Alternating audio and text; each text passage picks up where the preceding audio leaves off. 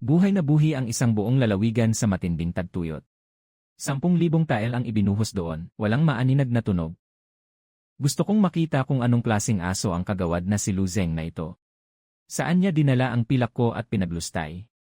Nagalit ang prinsipe, ang pinyang na ito ay malayo sa langit at sa emperador. Mahirap talagang maging malinis ang mga kamay ng mga lokal na opisyal. Nagsagawa kayo ng lihim na pagbisita ngayong pagkakataon. Tiyak na kaya niyang puksain ang buong pangkat ng mga daga na ito. Ano bang nangyayari? Bakit biglang naging maayos ang daan sa labas? Itigil mo ang karwahe.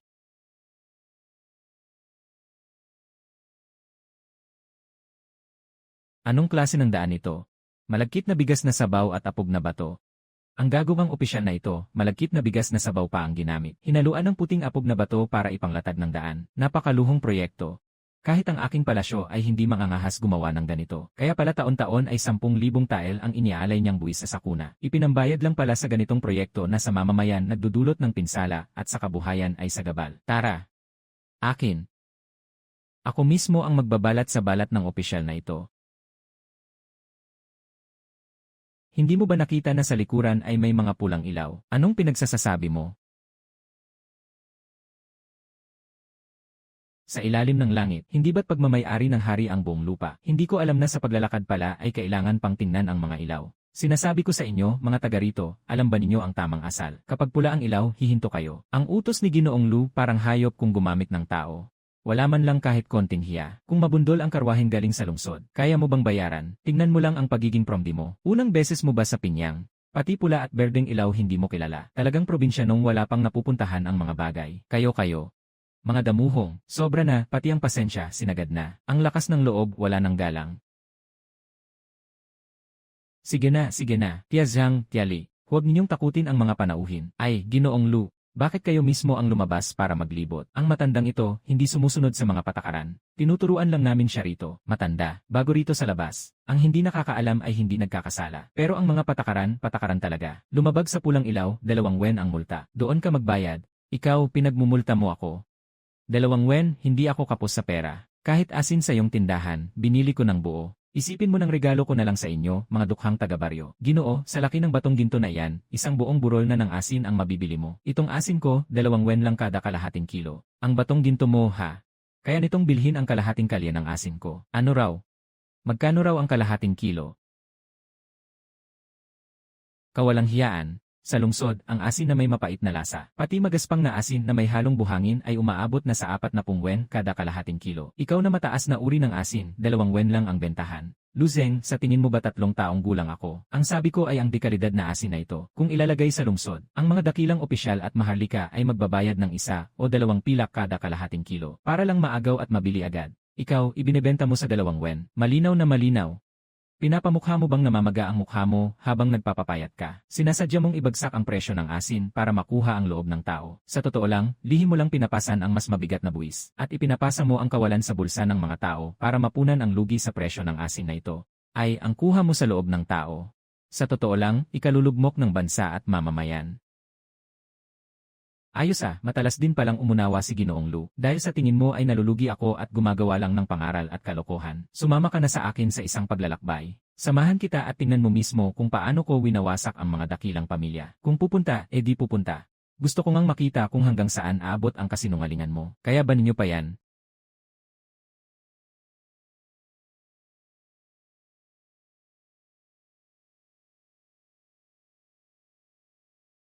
Narating na natin.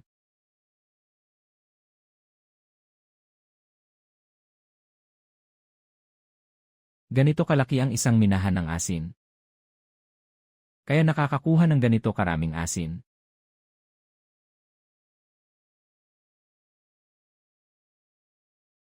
May-ari ng mina. Masyado po kayong nag-isip. Kung gaano kadami ang kalokohang ito, ganoon din kadami. Halos kahoy na panggatong lang ang gastos. Tingnan niyo roon. Doon pumapasok ang tubig dagat para sa paghihiwalay. Pinapatindi ng sikat ng araw ang alat. Tapos dadaan sa pansala na nasa bahaging ito. Gagamit ng uling at pinong buhangin para salain ang dumi at lason. At sa huli, pakukuluan sa pugon na ito hanggang maging kristal. Tuloy-tuloy ang agos ng tubig, at nagiging pinong asin ang tubig dagat na nakikita nyo, hanggat di natutuyo ang dagat.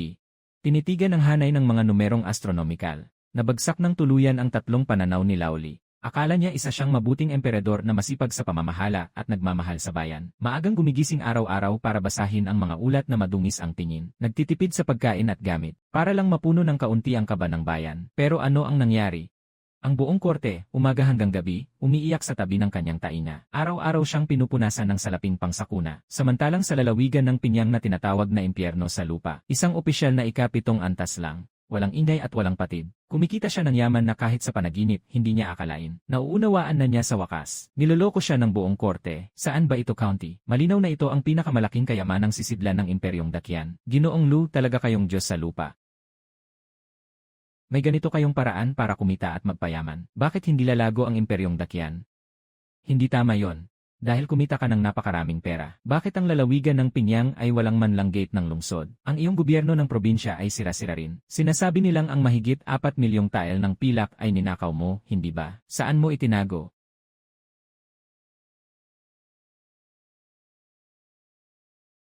Ninanakaw. Ako, si Lu Zeng, ay hindi interesado sa pera. Gusto mong malaman kung saan napunta ang pera? Napunta sa kanila. Ang may sakit at sugatan, pumunta sa kaliwa para kumuha ng tiket. Diretso sa unang ospital ng mamamayan para magpakonsulta at kumuha ng gamot. Ang may mga batang wala pang 10 taong gulang sa bahay, pumunta sa kanan para magparehistro. Bukas, sabay-sabay silang ipadadala sa akademya. Ang mga kabataan, pumila sa harap. Ang pabrika ng salamin at ang pangkat ng tagagawa ng kalsada ay nag-hire. May libreng pagkain at tirahan, 2 tael sa isang buwan.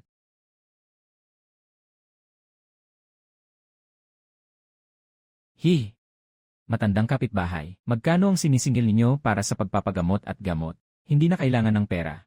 Kami, ang lalawigan ng Pinyang, ay may mga itinakdang alituntunin. Hanggat ikaw ay residente ng lalawigan ng Pinyang, o handang magtrabaho sa lalawigan ng Pinyang, ang konsultasyon sa doktor ay libre.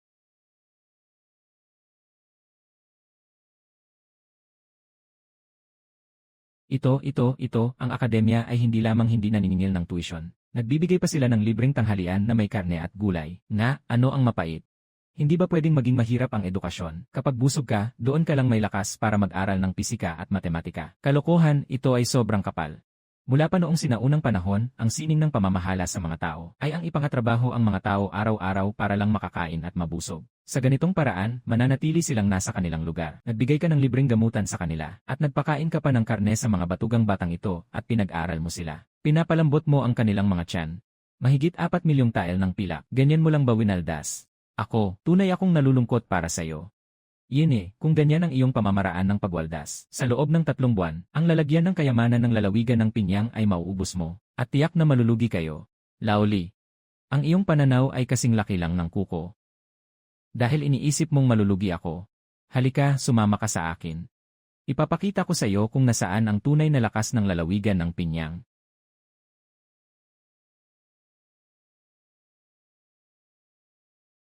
Hindi ko pinansin ang kanyang pagrereklamo. Direkta ko siyang dinala sa harap ng mga bukid sa labas ng bayan. Sa panahong ito, tag-ani na. Ang bukirin ay puno ng kulay ginto. Ginoong Lu, huwag kang magalit kung masakit ang aking mga salita. Ang lupa rito ay tuyo at matigas. Maraming buhangin at bato, ito ay isang mahinang lupa. Kahit gaano ka ng kasipag magtanim, ang ani kada ektarya ay aabot lang sa 200 kati. Napakarami mong tinawag na mga lumilipad na tao papunta sa lungsod. Kung umaasa ka lang sa mga sirang lupain na ito, paano mo pakakainin ang lahat? Maaga't huli, magre-rebelde sila sa gutom. 200 kati kada ektarya. Laoli, nagbago na ang panahon. Sa aming lalawigan ng Pinyang, ang 200 kati bawat ektarya ay tinatawag ng kumpletong pagkabigo. Dapat itong ipako sa haligi ng kahihiyan sa agrikultura. Aba! Napakayabang ng batang ito. Mula pa noong sinaunang panahon, ang pinakamabungang palayan sa Jiangnan, sa taong may magandang panahon, aabot lang sa 300 kati kada ektarya. Kung ang sirang lupa mo ay makakalamang pariyan. Ngayon, babaliktarin ko ang aking pangalan at isusulat. Ang pagbaliktad ng pagsusulat ay walang saysay. Kailangan ng mas makatotohanang. Kung mananalo ako, ang jade pendant sa iyong sinturon ay sa akin. Kung matatalo ako, ang 4 na milyong tael ng pilak sa lalagyan ng kayamanan ng lalawigan ng Pinyang. Kukunin mo kung gusto mo. Ano sa tingin mo, CJ? Susundan kita.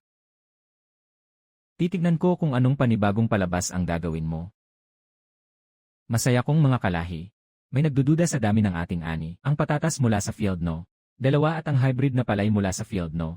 3, kumpiskahin niyo sa akin ang lahat. Sobra pa sa isang pikul. Buksan inyo ang mga mata ng dayuhang opisyal na ito. Hahaha, ayos yan. Mabuti na lang at napansin iyon ni kagalang-galang na kinatawan.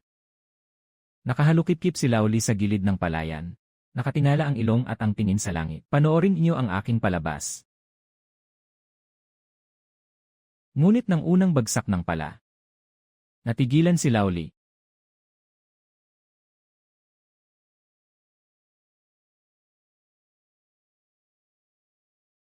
Anong uri ng halimaw ito? Bakit sa ilalim ng lupa ay napakalaki pa rin? Bawat isa ay kasing laki ng tuber. Parang ginto ang kulay ng palay. Parang agos ng tubig na dinala sa bakanteng lupa sa dulo ng bukirin. Mula noon, ang kayabangan ni Laoli ay napalitan ng pagdududa. Ang tuber sa bukirin bilang 2 ayos. 6,500 jin kada mo. Halo-halong palay sa 3 bukirin. 1,200 jin kada mo. Isang ugong. Parang may isang malakas na hampas ng martilyo. Mariing tumama sa sentido ni Laoli. 1,200 jin kada mo. Impossible ito. Pinagpala na nga ng langit. Kapag may ganitong uri ng himala, ang 3 napakalaking pamilya sa Imperyong Dakian ay hindi na kailanman magugutom. Hindi na rin magkakaroon ng trahedyang gutom ang mga tao sa mundo. Sa mukha niya na yan. Ang dati kong pagkainis sa kanya ay nabawasan ng kaunti. Kahit matigas ang ulo ng matandang ito, makikita pa rin na may malasakit siya sa mundo sa puso niya. Si Ginoong Lu ay hindi pa. Ginoong Lu, nais mong talikdan ang di matatawarang tabumpay, na may ganitong uri ng paraang makabubuti sa bayan at sa tao, at magpakasakal sa maliit na lalawigan ng Pinyang. Talagang kahihiyan sa langit at lupa. Handa akong tumaya at tanggapin ang pagkatalo. Iyon na ang jade pendant na ito. Mainit sa hawak. Talagang isang magandang bagay. Pero sa mga lumang gamit na ito na hindi naman maipapalamon, wala akong interes. Dalhin mo na lang at laruin sa tubig.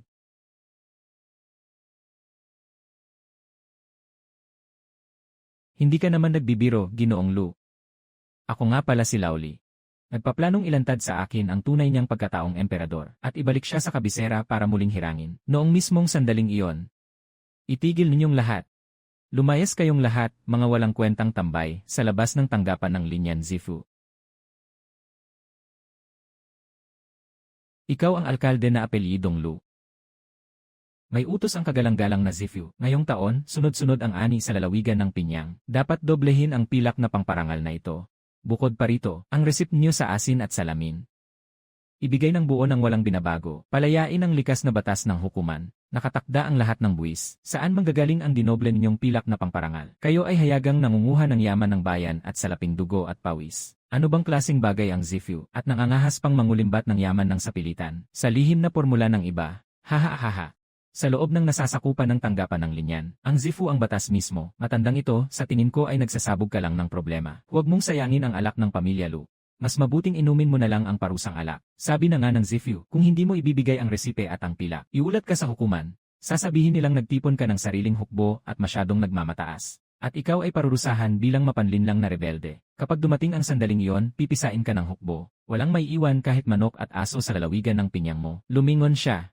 Tinitigan ng mga tuber na nakakalat sa buong lupa. Sa wakas, naunawaan na niya ng buo. Bakit napakayaman ng lalawigan ng Pinyang? Ngunit taon-taon ay naguguluhan sa mga ulat ng sakuna. Ang himalang may-ani na 1,000 gin kada mu sa lalawigan ng Pinyang ay hindi man lang alam ng kabisera dahil bulok na bulok ang mga lokal na opisyal. Kasalado sila sa lihim na samahan, natatakpan ang langit. Itago ang dakilang nagawa ng araw na ito para lang sa Pinyang County. Gawin itong kanilang sariling kahong pangpera at ang mataas na emperador ng dakyan na ito. Natuliro ng mga uod na ito na parang bulad. Nalinlang nila ako sa napakaraming taon. Isang huwis na may dangal. Nagbabalak ng paghihimagsik. Ang lakas ng loob ninyo. Ngayon gusto kong makita kung sino ang mga has humipo kahit isang hibla ng aking buhok. Idilat niyo ang mga mata niyo. Tingnan niyo kung sino ako. Nakikita ko, napasukan na ng galit si Lauli. Nakasiksik na sa dibdib ang kamay. Umabot na pati dulo ng daliri doon. Sumasagisag sa pinakamataas na kapangyarihan ng dakyan na gintong plakang may 9 na dragon. Sa mismong sandaling may 1,000 katin. Mabilis ang mata at mabilis ang kamay ni Luzeng. Nahawakan niya ang bahagyang nanginginig na kamay ni Lauli. Matanda na si Lauli. Huwag masyadong init ng ulo, baka sumabog ang ulo mo sa galit. Ginoong Lu, huwag mo akong harangan, mga asong alipin yan. Ngayon kailangan ko talagang kalbuhin sila. Nasa lupain akin ito. Hindi pwedeng isang dayuhan ang haharap para sa akin. Ano ba kayo, dalawang walang alam na hindi pa alam ang buhay o kamatayan? Sa entabladong ito, huwag kayong magpanggap na matapang. Ikaw na apelyidong Lu, akala mo ba talaga isa kang malinis na opisyal? Hindi kami magbabayad, hindi rin magbibigay ng lihim na reseta. Sa ganitong araw sa susunod na taon. Araw ng kamatayan mo yon, hindi lang ako natakot ni Katiting. Sa halip, hinila ko pa ang upuan ng punong ministro. Umupo sa gintong sandata ng dakilang kabayo. Gusto ng pera, gusto ng lihim na reseta. Umuwi kayo at sabihin yon, Ginoong Huwis. Sa loob ng 3 taon na ito, inimbak niya sa Pinyang County ang buong 100,000 tael ng danyos na pilak. Hindi lang iyan. Ipinagbili pa niya ang bigas ng pamahalaan at sa pilitang inangkin ang mabuting lupa. Ang pautang na ito, itatala ko sa kanya ng malinaw na malinaw. Palinisin mo ang leg niya. Ihanda ninyong isuka pati ang perang nilamon niya ng may tubo. Ang kapal ng mukha mo, naglakas loob ka pang dumisan si Ginoong Huwis. Sa tingin ko kinain mo na ang puso ng oso at apdo ng leopardo. Hindi pwede. Dalhin niyo siya rito. Batuhin hanggang mamatay dito mismo. Mag-ingat ka, Ginoong Lu. Akala ni Laoli na sa susunod na saglit, makikita na niya ang malagim niyang pagkalansag at kamatayan sa harap ng lahat. Pero ni isang puwit ko, hindi ako gumalaw. Kalmadong itinaas ko lang ang tasa ng tsaa. At marahang pinitik ang daliri. Takbo. Nasa lupain akin ito. Sila ang dapat tumakbo. Biglang may ilang dosenang kawal na sumulpot mula sa mga palumpong. May mga tubong bakal na nakadugtong sa mga unahang dulo ang hawak nila. At kakaibang bagay na may mga kasangga sa hulihan. Sabay-sabay nilang itinutok sa mga taong nasa gitna, kabilang ang mga maniningil ng buwis. Ikaw na apelyidong Lu, nababaliw ka ba? Ano ba iyang mga kahoy na patpat na binalutan ng bakal, na walang tali? Gusto mo lang ba kaming takutin? Ginoong Lu. Anong klaseng magagaan na sandata ang hawak ng mga bantay mo? Bakit ni isang baril ay wala? Kaya ba nitong salagin ang bakal na tabak? Itaas mo ang taina mo, Lauli. Mga kapatid, ayos. Durugin niyo ang mga paa na putik na ito na may hawak na mga pamalong nagniningas. Ang mga maniningil ng buwis ay halos naiihi sa takot sa isang putok lang. Natulala si Laoli sa tabi. Siya ay mismong dakilang emperador ng dakyan. Pero wala pa siyang nakikitang sandatang hindi gumagamit ng pana, hindi gumagamit ng sibat, kundi sa isang malakas na dagundong lamang. Sa loob lang ng ilang dosenang hakbang, ang pandurog na anino na binubuo ng pulbos ng batong berde. Ihigpit mo sila para sa akin. Ngayon, pwede na tayong mag-usap ng maayos. Sabihin mo nga, saan nanggaling ang lakas ng loob mo? Niginto ng buwis, nilulunok mo pa. Kaawaan mo po ako, Ginoong Lu. Sabi ko, amin ako. Aaminin ko ang lahat. Kagalang-galang na prinsipe. Nasa likod po ng opisyal ng bayan ang malaking batong sandigan. Tama po, ang kasalukuyang prinsipe. Sa nakalipas na 2 taon, ang prinsipe ay nag-ambagan ng puwersa sa kabisera para mangalap ng mga tauhan at kabayo. Hinihila ang mga opisyal sa panig niya. Kailangan niya ng malaking salapi. Palihim siyang bumuo ng sariling network ng interes. Isa ang opisyal ng bayan doon, at hindi lang iyan, kinamkam pa nila ang buwis ng korte. Matagal nang sinakman ng prinsipe ang mga industriya sa lalawigan ng Pinyang, Pinong Asin at Salamin. Pati yung mga pananim na kayang umani ng libo-libong gin. Lahat yan gusto ng prinsipe. Iniutos niya sa opisyal ng bayan na maghanap ng dahilan. Para sa kasong pagtataksil may pahuli kayo. Tapos, sa tamang salita, sakupin ang lahat ng ari-arian at lihim sa lalawigan ng Pinyang. Teka, anong pinagsasabi mo? Ang prinsipe ay tagapagmana ng bansa. Tinuturuan ng mga dakilang iskolar, maawain at may pagpaparaya. Paanong magagawa niya ang ganitong pagkamalabnaw at pagkamkam sa yaman ng taong bayan? Ang walang kahihiyang panggigipit at pagsabwat ng mga naglalakad na demonyo. Ang walang hiya at marahas na pagkamal ng kapangyarihan. Ikaw, aliping aso. Patay na nga sa bingit, nangangagat pa rin ng donggong. Lolo, hindi po ako nagsisinungaling. Nasa silid-aralan pa ang lihim na sulat ng prinsipe, ginoong opisyal. Sa antas ng pamunuan ng lianan, hindi iyan itinuturing na lihim. Kung hindi, sino ang may kakayahang makaabot sa langit? Na mapatigil ang mga balita tungkol sa lalawigan ng Pinyang, na kahit isang utot sa kabisera, hindi umabot sa balita. Ang pinakamahal niya sa lahat, ang anak niya. Nagbabaklas na ang hukbong Chu na ipinagkatiwala sa kanluran ng dakilang Qian. At sila mismo ang pinakamalaking uod ng dakilang Qian. Ang buong hukuman, panlalansi at panlilinlang. Ang pagkabulok ng mga lokal na opisyal. Nasa donggong ang ugat ng lahat. Ang perpektong palayok na nasa isip ni Laoli. Sa sandaling ito, gumuho ito at naging basag-basag na dumi. Malamig kong tinitigan ang tagpong ito. Ang kabulukan ng hukuman, matagal ko nang nakita at hindi nakataka-taka. Sige, ikadena siya at igupo. Si Lu, ito ang utos ng prinsipe. Kung hahulihin niyo ako, hindi kailanman palalampasin ng opisyal ng bayan. Sinasabi ko sa inyo, ang 2,000 kawal ng opisyal ng bayan ay nakahimpil sa Heifengpo, 30 li sa labas ng lungsod. Mabilis ninyong bitawan ang matanda kung alam niyo ang kapakanan niyo. Ang 2,000 kawal na yan ay parang mabigat na martilyo. Matinding tumama sa puso ni Laoli. 2,000 kawal. Masyado niyang malinaw ang lakas ng regular na hukbo ng dakilang Qian. 2,000 may sandatang sundalo laban sa isang lungsod ng county. Tiyak na durog yan. Ginoong Lu, hindi na pwedeng magtagal. Malakas man ang mga sandata. Hindi pa rin ito matitigil ang pagsalakay ng 2,000 tao. Makinig ka sa akin, pare. Iwan mong nakatayo ang kabundukan. Huwag matakot na maubusan ng panggatong. Bilisan mo at dalhin mo ang mga lihim na yon. Pati ang mga matapat na sinanay mo. Samantalahin ang dilim at tumakas sa maliit na daan sa likod ng bundok. Habang nandyan pa ang teknolohiya, kahit saan ka pa makarating, hindi makakabangon ang Dongshan. Saan ka ba takbo? Ang pundasyong pinaghirapan kong itayo sa lalawigan ng Pinyang, libo-libong pamilya, hindi madaling makakaranas ulit ng mabusog at mainit na buhay. Kapag umalis ako, paano na sila? Ang labo mo naman. Kuya Wei. Magdala ka ng papel at panulat. Ngayong araw, isusugal ko na ang buhay ko. At magsusulat ako ng isang liham na duguan ng panata. Nagsagawa ka pa ng gabing bigla ang pagkubkob. Dalhin niyo ang aking liham na duguan patungong kabiserang lungsod upang hanapin ang komandante ng imperial na hukbo. Ipapatanghalin mo siya agad at dalhin ang mga sundalo para patahimikin ang rebelyon. Hindi maaatras ang prinsipe ha. Ano ba ang sinasabi ng iyong napakahinang katawang dragon? Magmadali ka. Ayos na.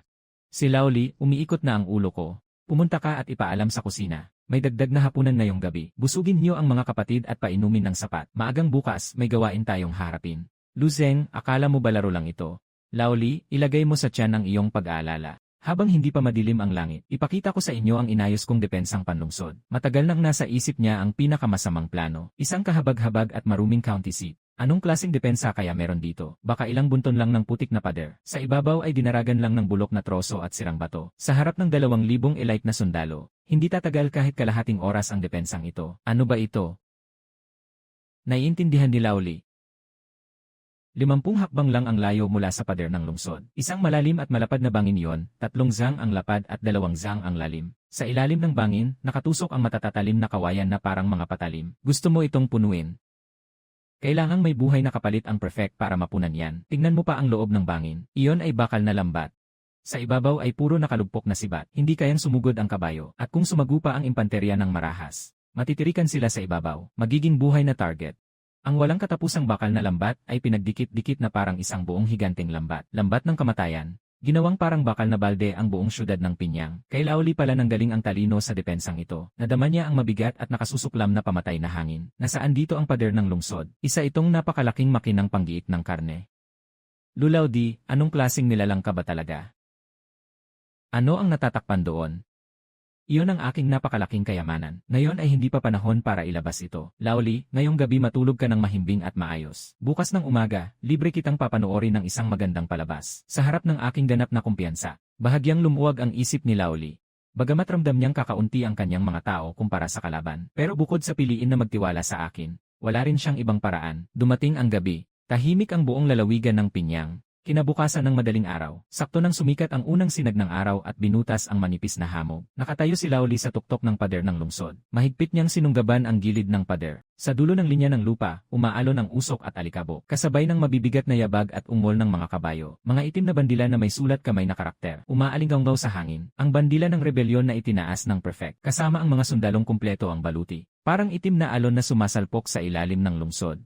Nakaayos na ang hanay ng 2,000 elite na sundalo. Sa liwanag ng umaga, kumikislap ang nakainsultong lamig ng kanilang mga sandata. Ang 2,000 ito ay hindi gaya ng mga basurang nagkalat sa lansangan, na kung saan-saan naglalandas, kundi ang regular na hukbo sa ilalim ng prefect ng linan. Isang hanay na mabigat at nakadidilim, may dalang nakakasakal na pamatay na hangin. Parang sa susunod na segundo, wawasakin nila ang maliit na lalawigan ng Pinyang at gagawin itong pulbos. Ang mga nakaharap sa tapat ng pader ay nakikinig. Inakusahan ng tagapaglingkod ng Pinyang si Luzeng ng pandaraya at pansariling pagkamal ng salapi at pagtatago ng mga halimaw na sandata na may balak na maghimagsik.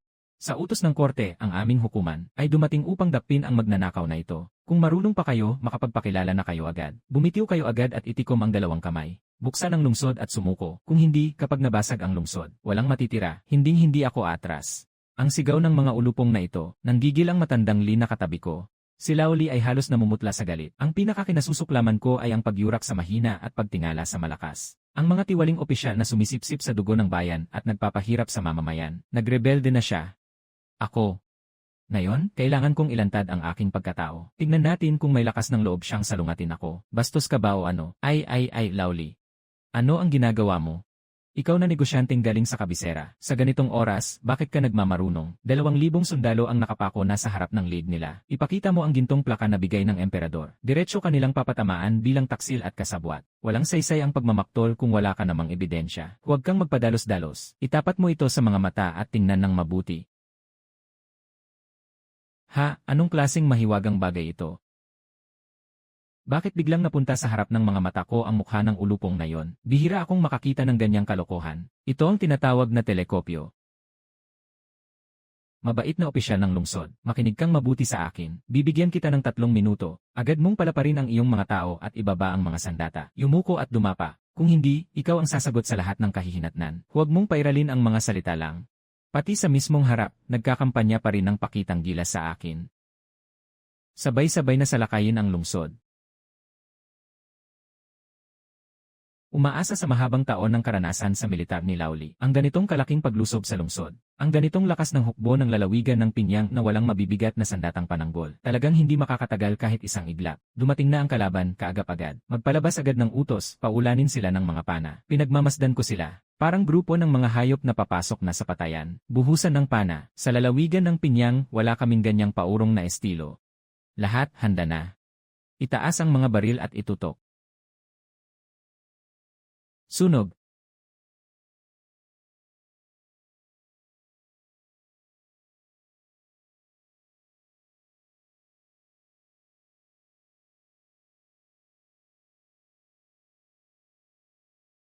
Ano ba talaga ang mahiwagang sandatang iyan? Walang kahit kaunting tunog ng kwerdas, walang nakikitang bakas ng mga palaso. Ngunit sa layong sandaang hakbang, kumukuha na sila ng buhay na parang wala lang. Huwag umurong, huwag mataranta. Pumutok lang ang baril na yon. Mabagal magkarga ang mga yon. Pagkatapos ng laban na ito, papel di kalawang na yan. Ngayon na, lusob. Sumulong at kunin ang tarangkahan ng lungsod. Malaking gantimpala ang naghihintay. Sa panahong ito, tama naman ang alam ng opisyal ng hukbo. May kaunting baril na rin sa hukbo ng Imperyong Dakyan, pero sobrang bagal pa rin pumutok. Pagkatapos ng isang putok, ang paglilinis at muling paglalagay ay aabutin man lang ng isang buong kainan. Walang kaalam-alam ang opisyal ng hukbo. Ang kaharap niya ay mga baril na pangmalayuan mula sa hinaharap. Unang hanay ng mga reserbang lalagyan. Ikalawang hanay, sunog. Inakala ni Laoli na magkakaroon ang mga sandata ng sandaling walang bala. Pero ang mga kawal sa harap ay napaghati-hati na sa tatlong hanay. Salita ng pagpapaputok. Ito ang pinakamasalimuot sa mga digmaan sa makabagong panahon at pinakamatinding estratehiya. Ang tatlong sabay na putok, sa karaniwang tawag, ay salit-salitang hanay ng putok. Ang tuloy-tuloy na bagyong metal ay bumuo ng linya ng kamatayan. Kahit ang mga bantay sa unahan ng opisyal ng hukbo ay hindi man lang nakalapit sa kawad na bakal. Himala. Himala nga ito.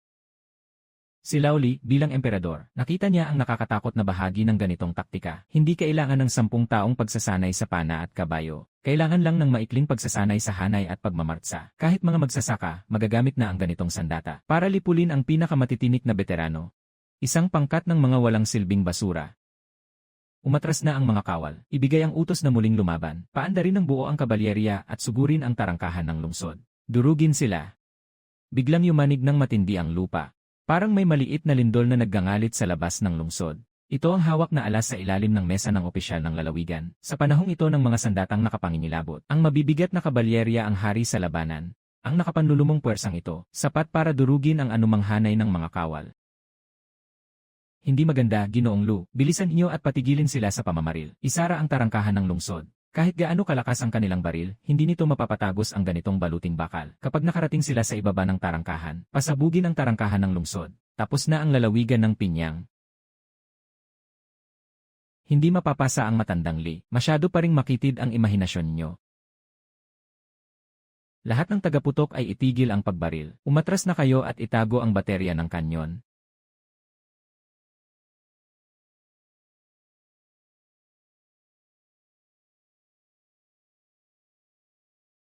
Anong klaseng halimaw iyan?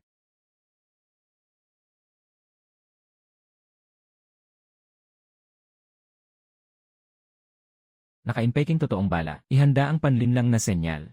Buksan inyo ang mga mata nyo, matandang Li. Ngayon tuturuan kita ng bagong salita. Ang tawag dito ay labis na puwersa.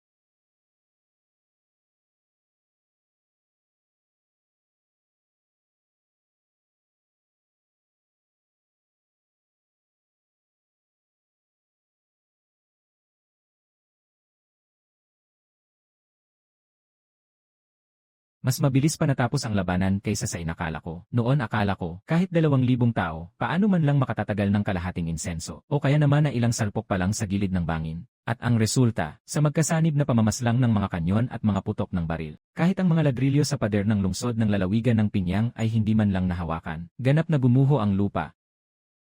Buksan ang tarangkahan ng lungsod, lumabas at linisin ang larangan ng labanan, huwag patayin ang mga susuko, at ang mga patuloy na lalaban ay parurusahan ayon sa batas. Bukod pa roon, ibalik niyo sa akin ang dambuhalang isdang iyon. Opo.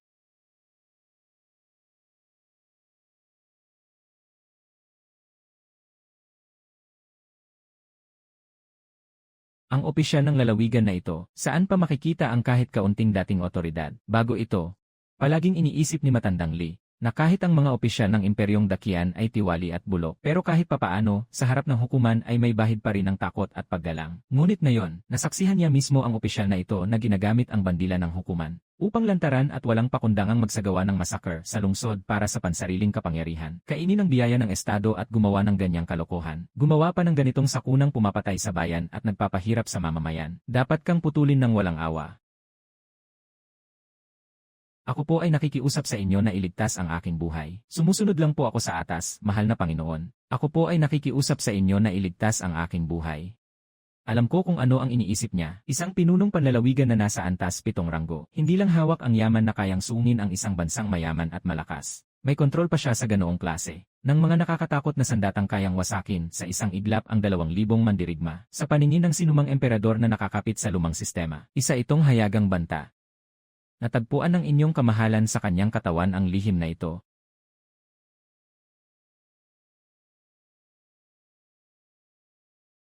Misteryo.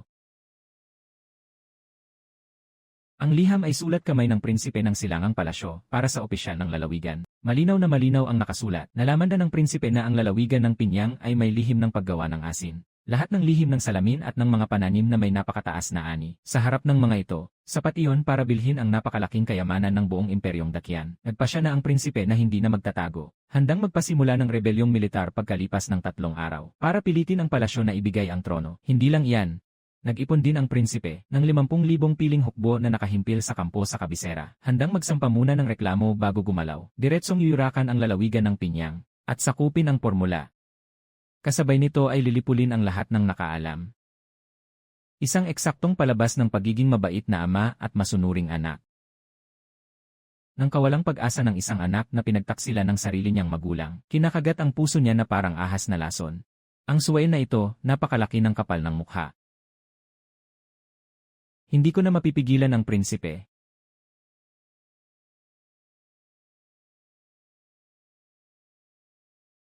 Ginoong Lu, hindi na po ako magpapanggap. Ako ang dakilang emperador ng Dakian, si Li Chengqian. Akala ko noong una na ang Dakian ay payapa na sa 4 na dagat. Pero hindi ko alam na matagal ng bulok at wasak ang pamahalaan. Hindi lang niya nilinlang ang banal na pandinig. Ngayon pa nga ay gusto pa niyang agawin ang trono sa ama niya. Basta pumayag kang magpadala ng hukbo. Gamitin mo ang nakakatakot mong mga sandata para patayin ako pabalik sa kabiserang lungsod. Mataas na posisyon at saganang gantimpala. Ang mga opisyal at maharlika ay ikaw ang pipili. Sa mismong sandaling ito, ang pagkakakilanlan ng hari at ng ministrong lingkod ay malinaw. Pero sa totoong diwa, ang emperador na ito na nalugmok sa kahirapan, ang naging mahina at dumedepende sa akin para asikasuhin ang mga bagay. At ako ang naging malaking boss na may hawak ng buong sitwasyon. Sige na, Laoli, magmadali ka at bumangon. Nakahiga ka sa sahig, matagal ko nang nabasa ang balak mo. Ikaw. Matagal ko nang nabasa ang balak mo, kapal ng mukha. Saan ka nakakita ng ordinaryong matanda na basta-basta manghuhuthot pa ng gintong token ng imperyo para tumaya sa sugal? Saan ka nakakita ng karaniwang tao na basta na lang isusuksok ako sa tabi ng bibig niya? At ikaw pa, si Lao Wei sa tabi mo. Ang paos na boses niya ay pwedeng makabutas ng salamin. Isang marinig ko lang, alam kong galing siya sa palasyo. Lu Aiking, dahil alam mo na pala. Hindi na rin ako magpapaligoy-ligoy. 50,000 hukbo ang darating anumang araw. Ang 5 makapangyarihang kanyon sa pader ng lungsod mo. Kaya ba talaga nilang salagin yon? 5 kanyon laban sa 50,000 tao. Akala mo ba Diyos ako? O ang 50,000 tao sa harap ko ay puro kahoy na haligi. Ayusin mo ang hanay at paliparin mo ako. Tapos na. 50,000 elite ha. Kahit mas matibay pa ang pader ng lungsod ng Pinyang, hindi rin ito mapipigilan ang napakaraming taong atake araw at gabi. Sa wakas, ang malaking lupain ng Dakian ay mapupunta rin sa kamay ng suwail na yon. Laoli. Alam mo ba kung bakit naglakas loob maghimagsik ang prinsipe? Dahil sakim siya at walang kabusugan. Dahil labis siyang mapaghimagsik at wala sa tama. Mali. Dahil ang mga alituntunin ng Dakian nyo ay sira at bulok na. Dahil ang kapangyarihan nyo ay hindi kailanman para talaga sa kapakanan ng sambayanan. Mula nang maupo ako sa trono, nagbaba ako ng buwis at nagsikap akong ayusin ang pamahalaan. Tapos sasabihin mo pang hindi ako naghangad ng kagalingan para sa bayan. Nagbaba ng buwis. Pinababa lang naman yon para sa mga dakilang angkan ng lipi at napunta lang sa mga bulsa ng tiwaling opisyal. Ang sambayanan, ni bigas wala nang maayos na makain. Kapag may sakuna at taggutom, napipilitan pang ibenta ang anak na lalaki o babae. Bakit nakakakuha ng napakaraming opisyal ang prinsipe?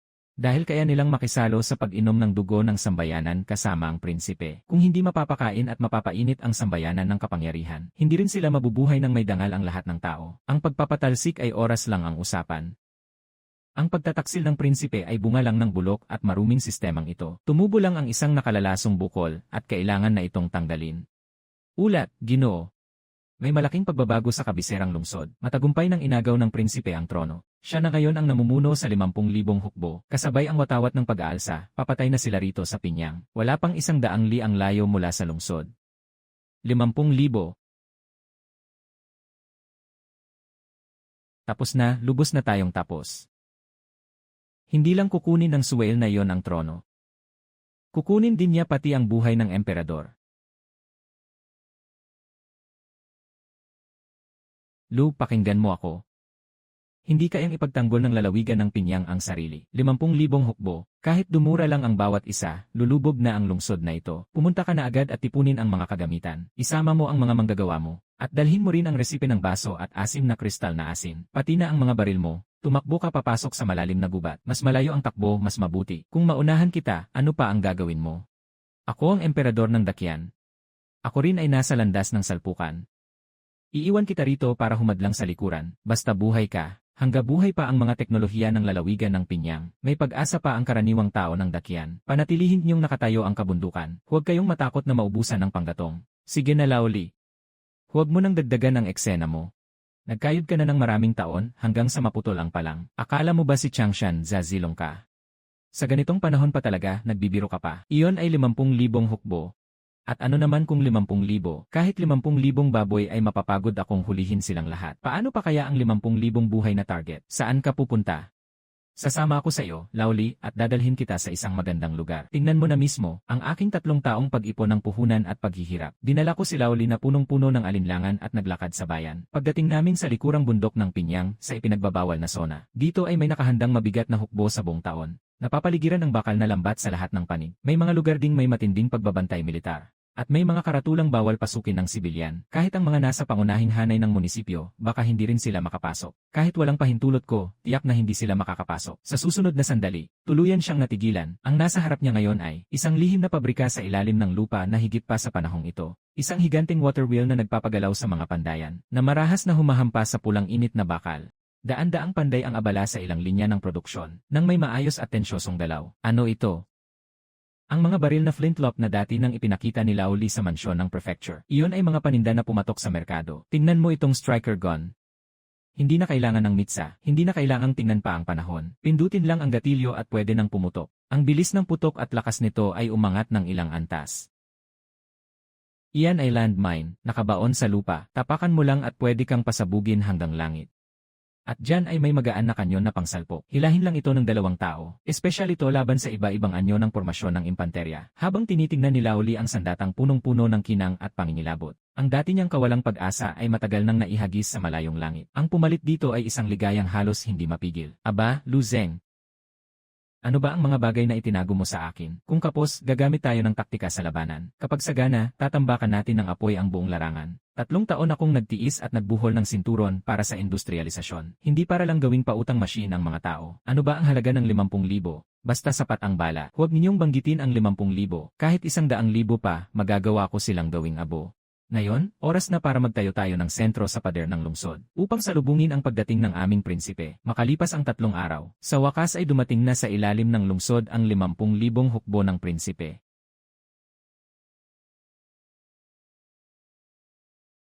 Ama, alam ko pong naroon kayo sa loob.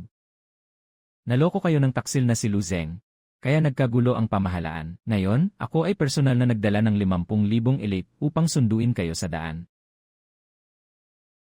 Yes, la. Basta magpalabas po kayo ng utos na ipapatay si Lu Zeng at isuko ang lahat ng lihim na teknolohiya ng lalawigan ng Pinyang. Bilang pag-alala sa ugnayang ama at anak. Tiyak na mag-iwan ako sa inyo ng buong katawan. Na may maringal na libing, ha ha ha. Suwail na anak.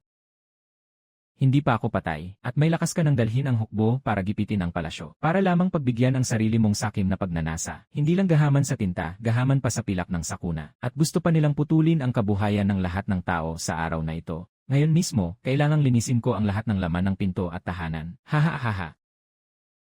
Nagbago na ang panahon ng ama na emperador. Tignan niyo ang 50,000 kawal na ito. Ano ang ipanglilinis niyo sa akin ng mga pinto? Sa mga sinunog na palo sa ibabaw ng pader lang ba kayo asa? Gusto ko. Sige na, Laoli. Tumigil ka na sa sigaw, paos na ang lalamunan mo. Ano ang ginagawa mo sa akin? Kailangan kong sigawan ng husto ang hayop na ito. Hindi ba pwedeng sigawan ng isang tao? Tinapatan mo lang siya ng pang-aasar mula sa 18 niyang henerasyon.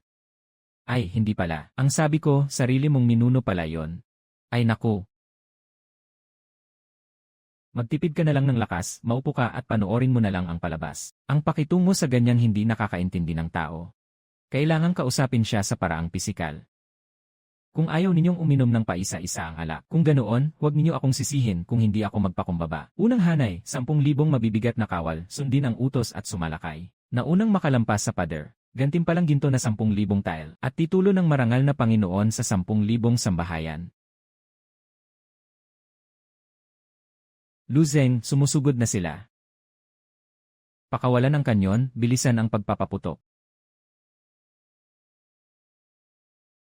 Bakit ka nagmamadali? Hayaan nating lumipad pa ang kalaban ng kaunti.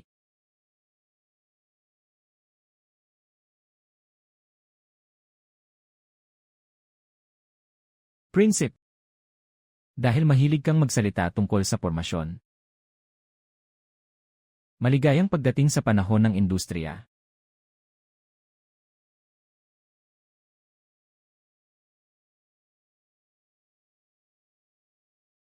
Hindi, imposible yan. Talagang imposible yan. Ano ba itong mahika? Walang takas, walang patawad. 2,000 mabigat na kawal ng gitnang hukbo, sumunod sa utos. Patuloy kayong sumalakay para sa akin. Wala na silang mga pananggalang. Durugin ang lalawigan ng Pinyang. Hulihin ng buhay si Lu Zeng.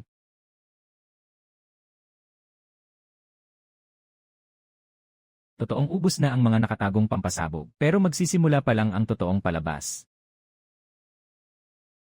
Ang yabag ng 2,000 mabigat na kawal sa ilalim ng pader, parang hukbo ng kulog na nakabaon sa dilim. Tinapakan nila ang mga lupang nasunog at mga butong na iwan ng unang hanay. Tapos na ang hanay ng mga pampasabog sa lupa. Ang unang makasampa sa pader, sa akin ang gantimpala, 10,000 tile ng ginto, at titulo ng marangal na Panginoon sa 10,000 sambahayan. Umakyat na naman sila, Lu Zeng. 2,000 sundalong may baluting bakal iyan. Hindi sila tatablan ng karaniwang baril. Isara na natin ang tarangkahan at ipagtanggol natin. Ipagtanggol. Sa diksyonaryo ko, wala pang nakakaalpas sa 4 na salitang ito. Ganoon ba? Kung gayon, ipapakita ko sa inyo. Ano ang ibig sabihin ng tunay na nakamamatay na pag-atake na humahantong sa gulat?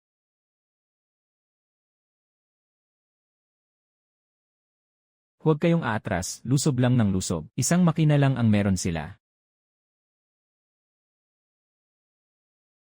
Halimaw yon, tumakbo na kayo.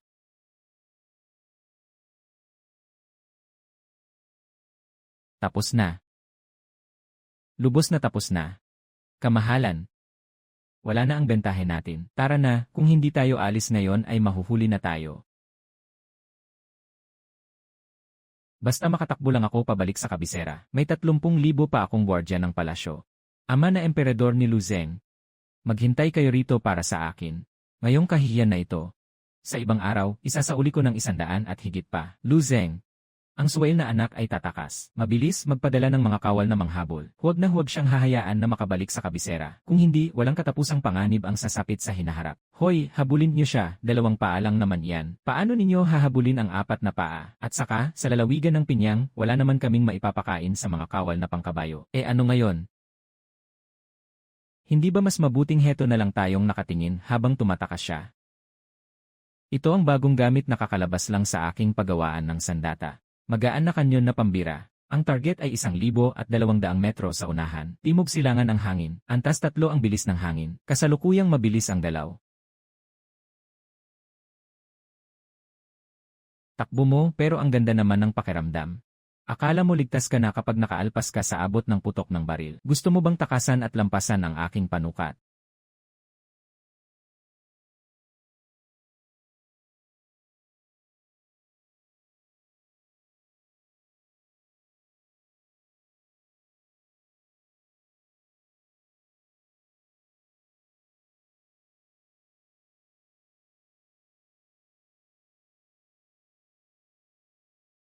Nang makita niya ang matuwid na pagkamatay ng punong general, lubos nang nawala ang hangaring lumaban ng mga natitirang rebelde. Isa-isang ibinagsak nila ang mga sandatang hawak nila, at sabay-sabay na naupong parang mga basang sisiyo sa maputik na larangan ng labanan. Nanginginig silang naghihintay sa paghatol ng kapalaran. Mas mabilis pang natapos ang laban kaysa sa inakala ng sinuman. Ang 50,000 hukbong rebelde na may napakalakas na tindig noon, ngayon ay lubos ng nagkawatak-watak, kagalang-galang na pinuno ng lalawigan. Nahuli na ang pinuno ng mga tulisan, tinitigan niya ang pamilyar na mukhang nakahandusay sa lupa. Sa puso ni Laoli, halo-halo ang nararamdaman, galit at sakit. May pagkadismaya rin at kaunting lungkot ng isang ama. Noon ay nais niyang ibigay ang napakalawak na lupain at kabundukan, ng buo at walang pag-aalinlangan sa anak na ito. Pero ang kapalit ay patalim na ang itinututok sa isa't isa. Pinipilit akong agawin ang trono, ipinaabot ang utos ng emperador. Ang prinsipe ay naghimagsik at lumabag sa utos. Naghanda ng hukbo para mag-alsa. Mula ngayon, inaalis na ang titulo ng prinsipe, at binabawi ang lahat ng kanyang ranggo at parangal. Ihihagis sa bilangguan hanggang kamatayan. Tinitigan ni Laoli ang mga oportunistang ito na parang damong yumuyuko sa hangin, at mariing sinita ang kanilang duwag at mapagkakakitang asal. Pagsunod sa ihip ng kapangyarihan, sa sandaling ito, Muling pinagtibay ni Laoli ang ganap na otoridad ng emperador. Ngunit malinaw sa lahat na ang karangalang ito ay hindi nagmula sa suot niyang balabal na dragon, kundi sa batang pinunong panlalawigan na nakatayo sa tabi niya, at sa mga sandata at kanyon sa ibabaw ng pader ng lungsod. Kung wala ang suporta ng aking puwersa, matagal nang naging putik sa ilalim ng paa ng prinsipe si Laoli. Lu Aiking, iniligtas mo ako. At iniligtas mo rin ang dakyan. Sasama ka sa akin pabalik sa kabisera. Itatalaga kitang punong ministro ng dakyan, prinsipeng kapantay ng hari. Mula ngayon, ikaw at ako ang mamamahala sa mundong ito. Pagkapwesto pa lang ni Laoli sa mga salitang iyon, ang buong tagpo ay tila napalubog sa katahimikang nakabibingi. Sabay-sabay na napasinghap ang mga opisyal. Parang binuhat lang niya ang kalahati ng dragon chair at inilipat iyon mismo sa ilalim ng puwitan ni Luzen. Bagaman kinatatakutan ng mga opisyal ang mga kanyon at baril sa aking kamay. Sa tingin nila, ang pinunong panlalawigang ito ay tiyak na pasisigawin ng papuri ng buong kaharian. Tanggapin mo ang kautusan. Mahal na hari, ang inyong kabutihan ay buong puso kong tinatanggap. Ngunit hindi ako tatanggap ng opisina. At ang pwesto ng punong ministro, ang angkop ay mapupunta sa karapat-dapat. Hindi ako interesado. Lulu Zen, hindi kaya nagbibiro ka lang sa akin. Punong ministro iyan, at prinsipeng kapantay ng hari, nakatayo ka na sa ganitong dakilang tabumpay. Talaga bang masyado ng kaunti ang gantimpala? Laoli, tingnan mo. Sa labas ng lungsod ay impyerno. Sa loob ng lungsod ay paraiso. Ginawa ko ang mga ito. Hindi para lang sa isang sombrero na kulay itim, at lalong hindi para umangkas sa ulo ng iba. Mula noon hanggang ngayon, hindi kailanman ranggo ang hinangad ko. Kung gayon, ano ang gusto mo? Gusto kong itaguyod mo ang mga bagong patakaran, para ang lahat ng mamamayan ng dakyan ay makaranas ng araw na tulad ng sa lalawigan ng Pinyang. Anong mga bagong patakaran, hanggat magagawa nitong palakasin ang dakyan, at mapayapang mamuhay ang mga tao? Susunod ako sa utos mo sa lahat ng bagay. Pamamaraan ng Pinyang. Sinimulan kong ipaliwanag sa kanya ng detalyado ang plano ko. Ang unang hakbang ay alisin ang mabigat na buwis, ipamahagi ng patas ang lupain, alisin ang malaking pasanin sa likod ng mga magsasaka. Ang ikalawa ay ipatupad ang operasyon ng asin at bakal sa ilalim ng pamahalaan. Pero hindi ito isang monopolyo na pakikipagsabuatan ng opisyal at mga ngalakal. Bagkus, gagamit tayo ng bagong teknolohiya para pababain ang presyo ng asin at bakal. Para kayang bilhin ng karaniwang tao ang asin, at magamit nila ang kasangkapang bakal sa pagsasaka. Ang ikatlo ay ang pagpapalaganap ng edukasyon. Hindi puro 8 bahagi na literatura, aritmetika, pisika, at agrikultura lang ang aralin. Ang ikaapat ay ang paghikayat sa industriya at kalakalan. Pag-ayos ng mga kalsadang putik at sira. Pagpapasigla ng kalakalan. Sa bawat banggit ko ng isang hakbang, kumikinang ng kaunti ang mga mata ni Laoli. Hanggang sa dulo, nagnininas na ang dugo niya sa sigla. Kung talagang magiging ganyan ang isang pamamaraang Pinyang, kung tunay ngang mangyayari ito, ano pa ba ang ikalilinis ng buong mundo? Nauunawaan na ni Laoli, pero ang mga dating opisyal na dala niya ay parang mga bangkay na walang buhay ang mukha. Hindi dapat palampasin. Hindi pwedeng alisin ang mabigat na buwis kahit kailan. Saan kukuha ng salapiang kabangbayan? Ang asin at bakal ay dapat sa bagong paraan ipatakbo. Kung ganoon, ang 10,000 negosyante ng asin sa Jiangnan ay hindi ba mauwi sa pagkalugmok at pagkalugi? At tungkol sa hindi pag-aaral ng banal na mga klasiko kundi ng pisika, ano ba ang mapapala niyon? Katarantaduhan ito, paglimot sa pinagmulan. Pagsira sa pundasyon ng Estado. Huwag kayong magsalita ng kasinungalingan na ikapapahamak naming lahat. Ang ganitong kalokohan ay panlilinlang sa madla. Hindi ito maaaring payagan. Kahit lumaki pa ang kapangyarihan ng piyudal na hukuman, natatakot din sila na magkaisa ang grupo ng mga opisyal na ito at magtulungan para manindak. Pagsira sa pundasyon ng Estado. Ang pundasyon ng inyong Estado ay nakasandal lang ba sa pagsipsip ng dugo ng mga karaniwang tao?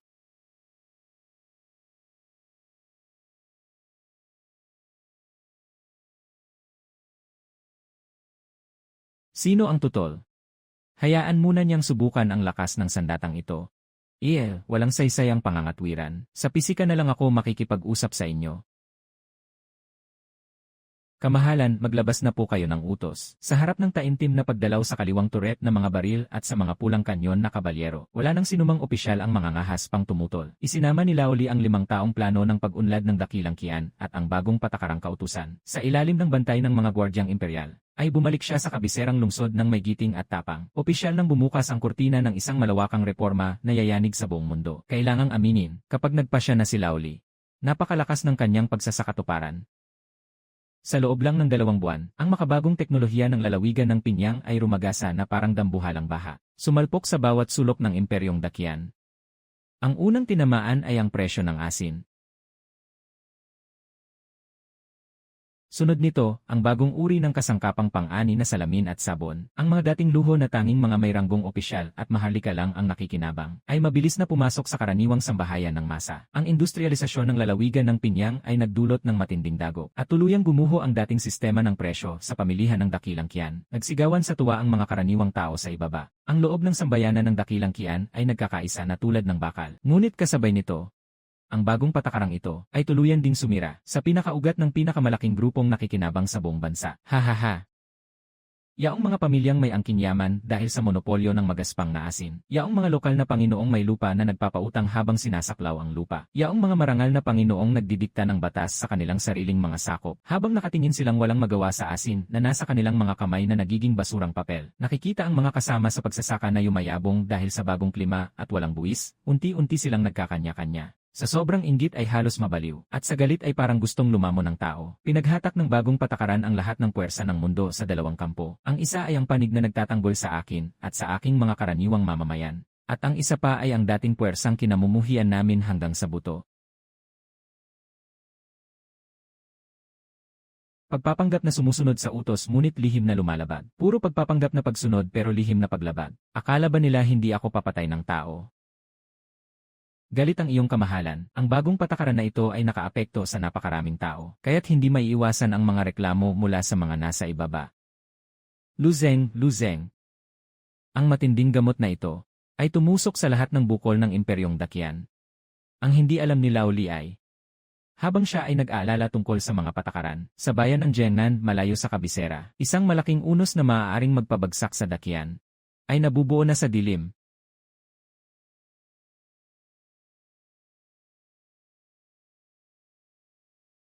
Dalawang barya niya.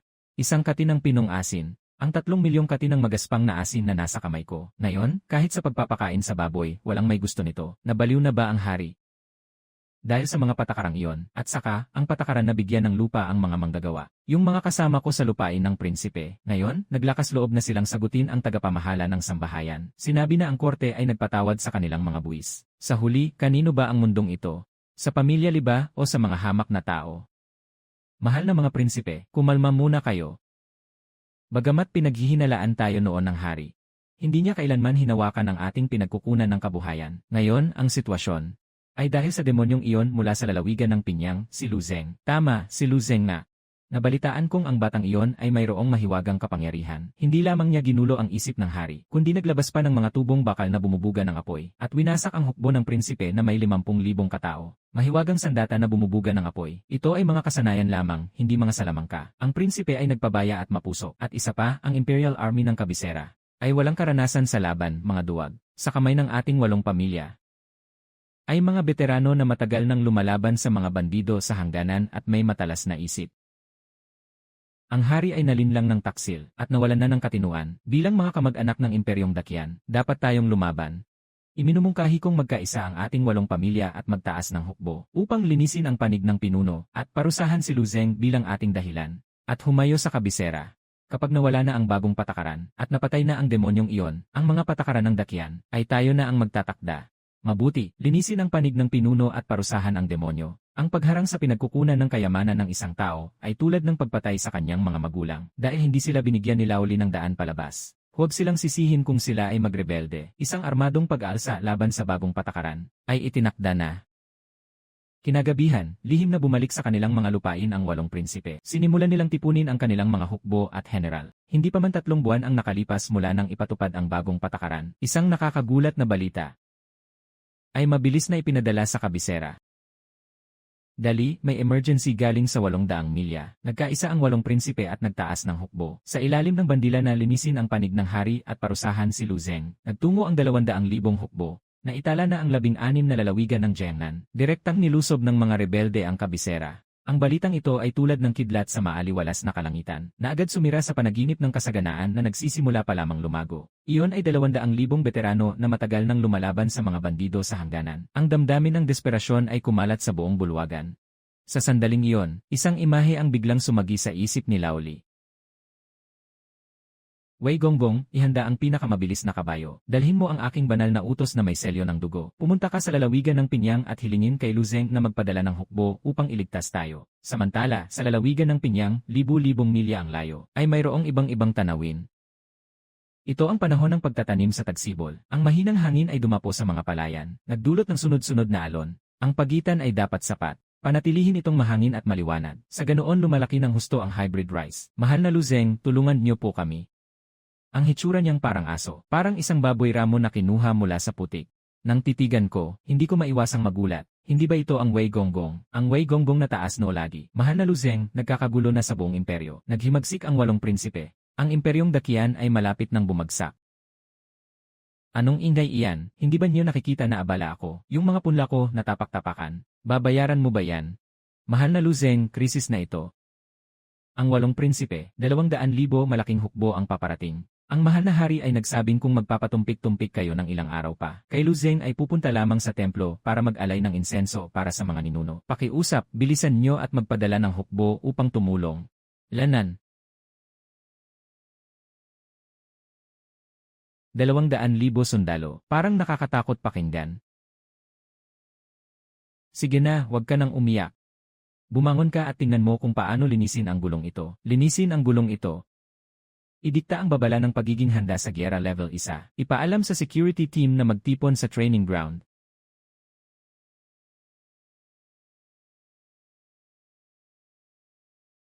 Sa mas mababa sa isang sandali. Sa lihim na training ground sa likod ng lalawigan ng Pinyang, 2,000 sundalo ang nakapila na. Mahal na Lu Zeng. Hindi nyo naman siguro balak, gamitin lang itong 2,000 mandirigma na walang kalasag o baluti para labanan ang 200,000 sundalo. Ito ay parang langaw na susubukang pigilin ang kariton. Matapos ang 3 taon ng pag-ensayo at pag-upgrade sa militar gamit ang modernong teknolohiya, matagal nang nabago ang security team na ito. Ang hawak nila ay hindi na lumang baril na flintlock, kundi ang pinakabagong baril na back breech loading. Sa mga bakal na karwaheng iyon, na nakabalot, ay ang pinakabagong field light artillery na ginawa sa pabrika ng militar. Mga kapatid, ang mga sip-sip dugong prinsipe mula sa timog ay naghimagsik. Sila ay naiinggit, sapagkat masyado tayong nagpapakasasa sa sarap ng buhay. Gustong-gusto nilang gibain ang bagong pamahalaan at agawin ang ating lupain, at ibalik tayo sa pagiging alipin nila. Ayaw ng iba na magkaroon tayo ng magandang buhay. Gusto nilang sirain ang ating kabuhayan. Anong gagawin natin? Sugurin sila. Sabay-sabay na umalingaw ang galit na sigaw ng 2,000 tao. Ang tunog ay nagpatunog sa mga ulap sa kalangitan. Lahat ng hukbo umalis na. Target, kabisera. Kailangan nating tapusin ang mga feudal na basura na ito. Ang 2,000 kataong modernong hukbo, malakas na umalis sa lalawigan ng Pinyang. Sa daan, nakaupo si Wei Gonggong sa aking command car. Ang kanyang mga mata ay mas malaki pa sa kampanilya. Akala niya, sa hukbong ito na parang bakal na bundok. Ang paglakad ng 30 li sa isang araw ay milagro na. Ngunit paano niya naman malalaman na ang opisyal na kalsada mula sa lalawigan ng Pinyang patungong kabisera ay matagal ko ng pinasimento?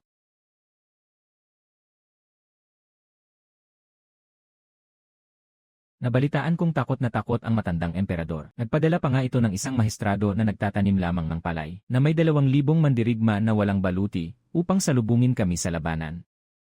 Sa kanilang paningin, ang heavy cavalry lamang ang hari ng digmaan sa lupa. Kapag nakita sila ng mga sundalo sa kapatagan, para silang malambot na karne na inihulog sa meat grinder. Puno, may kaaway sa unahan.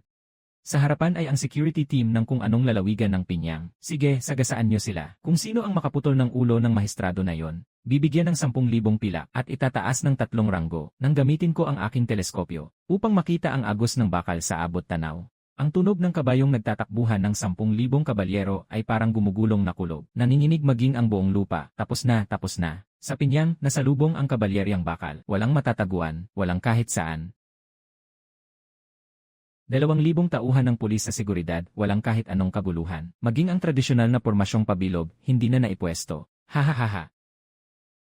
Natakot na yata ang mga hampas lupang iyon. Sumugod at durugin sila, walang makakaligtas. Pero sa likod ko ay may 2,000 tauhan ng pulis sa seguridad, na parang mga pino at matatayog na pino, ni hindi gumagalaw ang hibla. Ang makabagong hukbo na pinalaki sa disiplina nitong 3 taon, ipinakita sa sandaling ito. 600 na hakbang at 500 hakbang. 300 hakbang. Perpekto ang layo, naghahanda ang pulutong ng kanyon na sumulong ng dahan-dahan. Putok na may sabay-sabay na pagbagsak na parang ulan. Bigyan niyo ako ng matinding paglinis dito, pahabain ang putok.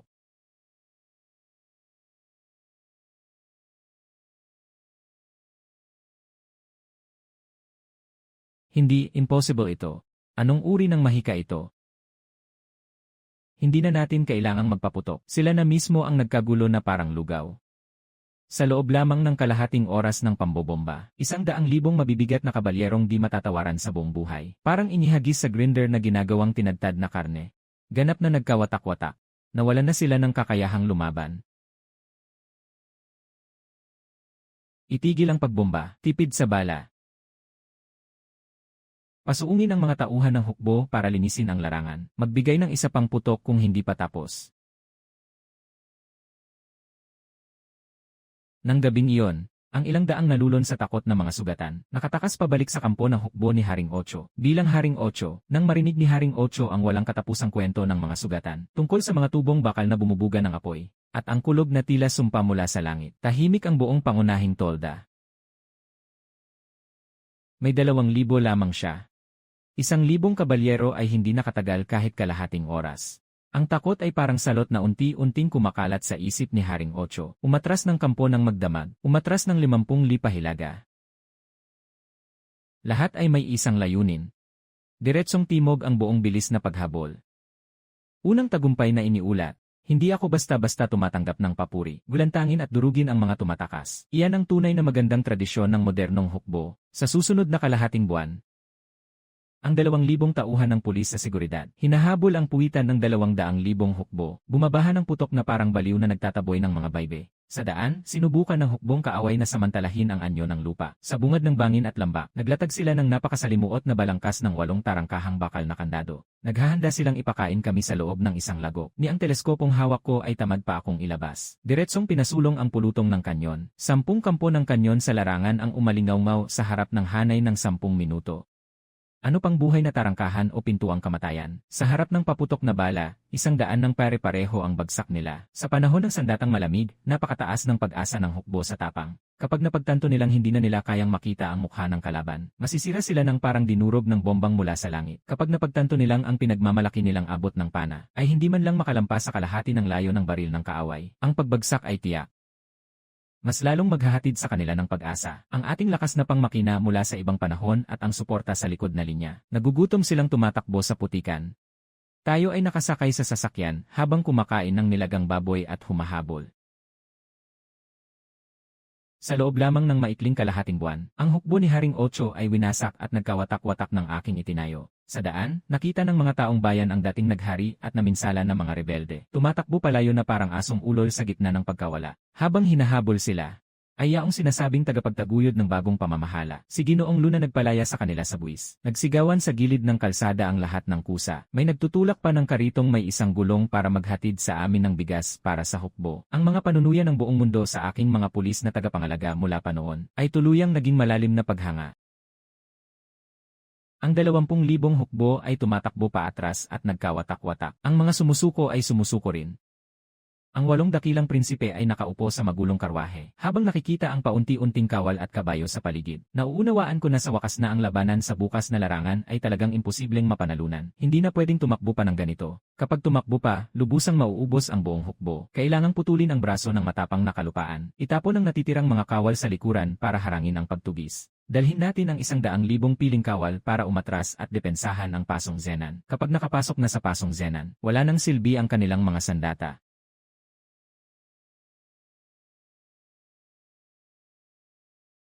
Pasong Zenan.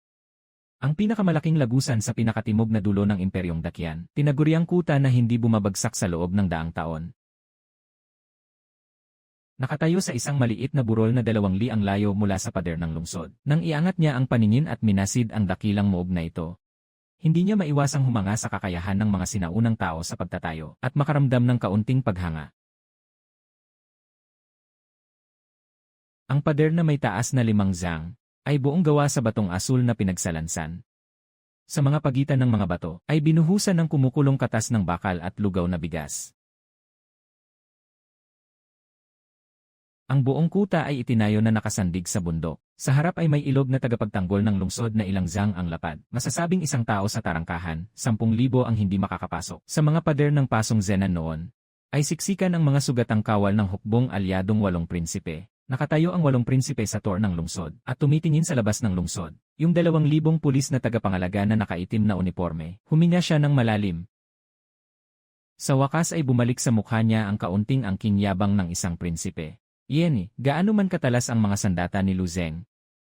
Sa huli, isa lang din iyang pambihirang galing at likot ng isip. Ang pader ng pasong Zenan ay 3 metro ang kapal. Purong ginawa mula sa bakal na sanga na hinabi at itinayo. Huwag na niyang banggitin ang mga bakal na tubo niya. Kahit kidlat mismo ang bumagsak, hindi rin ito kayang sumugat kahit kaunti. Tama, 2,000 lang sila. Kulang pa nga ang mga kamay na magpupuno sa ilog ng depensa. Paano sila makakapanakop ng lungsod? Sa loob ng lungsod, sagana ang bigas at mga panustos. Basta mapanghawakan lang. At maantala sila hanggang taglamig at matabunan ng niebe ang mga daan.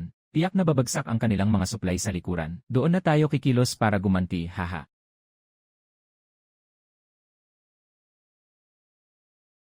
Inakala ng 8 prinsipe na nakahanap na siya ng absolutong proteksyong makapagliligtas sa buhay. Pero naglatag pa rin siya ng piging sa mga pader ng lungsod. Para kunwari ay pinatatatag ang loob ng hukbo. At sa labas ng lungsod, hindi man lang ako nag-utos na gumawa ng mga hagdang lubid o pambangga, ni hindi ko na nga tinignan ang ilog ng depensa. Direkta kong inutusan ang mga kawal na sa maluwag na lupain sa labas ng lungsod, ay magtayo ng kampo. At simulan ang paglilibing ng kaldero at pagluluto ng pagkain. Nagsimula ng kumulo ang karne sa mga garapon.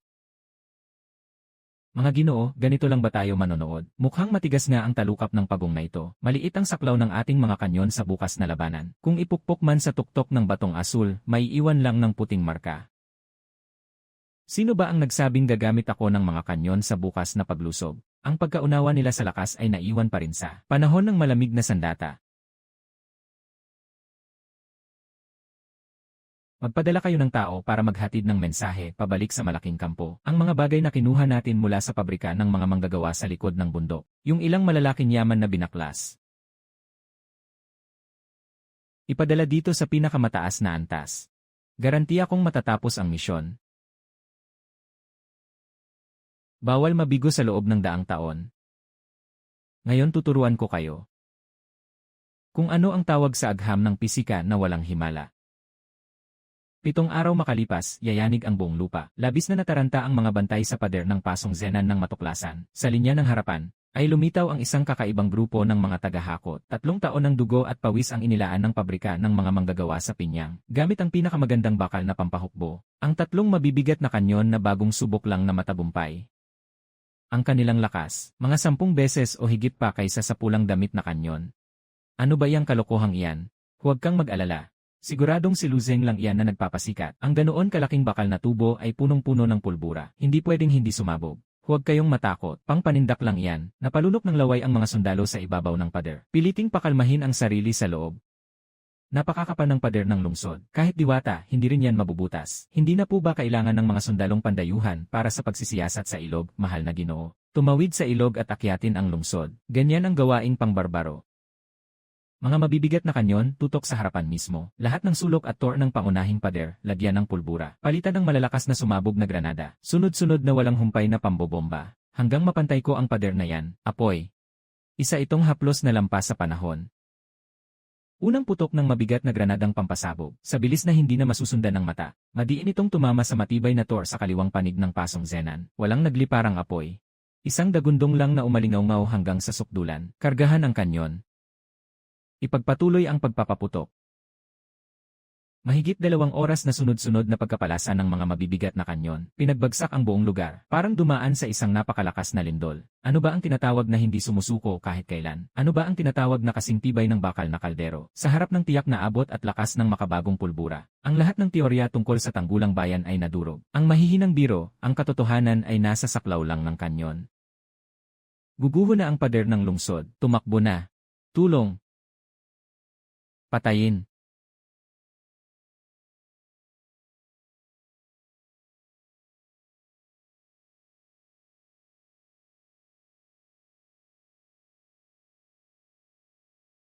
Sa sandaling gumuho ang pader ng lungsod, ang buong loob ng pasong iyon ay tuluyang mawawalan ng kontrol. Ang libu-libong hukbong nakahimpil sa tarangkahan ng lungsod para makaligtas ay nagkagulo ng malaki, nagbugbugan at nagkayurak-yurak sila. May ilan pang ang humugot ng tabak at nagharap-harapan. Lahat para lang maagaw ang daan ng pagtaka sa likuran. Itaas ang mga kutsilyo ng buong hukbo.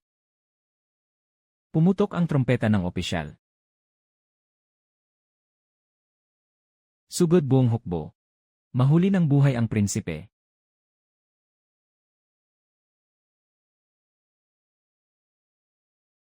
Ang alyansang hukbo ng prinsipe na dati-rati ay nagmalaki at naghari-harian. Ngayon ay matagal nang winasak ng mga kanyon at tuluyan ng nangimi. Nakikita nilang kumikislap ang malamig na talim ng mga sandata natin, ni hindi na sila makahanap ng lakas ng loob na buhatin ang kanilang mga armas. Isa-isa nilang ibinabagsak ang mga tabak at baril, at lumuluhod sa lupa, kapwa kamay na nakatakip sa ulo. Paminsan-minsan, may ilang general na nagtangkang magbuo ng kontra-opensiba. Bago pa sila makasigaw, tamang-tama silang pinaputukan ng mga gwardyang pansiguridad. Hindi ko papansinin ang mga alalay na hikaw lang ang dibdib sa pagiging general. Kasama ang dalawang bantay, diretso siyang naglakad papunta sa pinakamahalagang bulwagan ng Pasong. Pagdating sa harap ng bulwagan, mahigpit na nakasara ang mabigat na pinto na may tubong bakal. Para bang kaya nitong pigilan ang agos ng panahon? Ang 8 dakilang dugong maharlika na noon ay nakatayo sa itaas at di mapapantayan sa buong buhay. Ngayon ay parang mga natakot na ibon, nanginginig na nagsisiksikan sa sulok ng bulwagan. Ang lalaking tinatawag na Jiangnan Wang, ang pangungutya sa tabi ng hukuman ni Lu Zeng. Ang korona sa ulo ay matagal nang hindi ko alam kung saan itinapon. Nang makita nila akong pumasok ng may hawak na pangutos na tabak, ang 8 iyon na dati lang ay nagbabalak panghatiin at angkinin ang dakilang mundo, ay tuluyang gumuho ang pagtatanggol sa isip. Ludagadaga.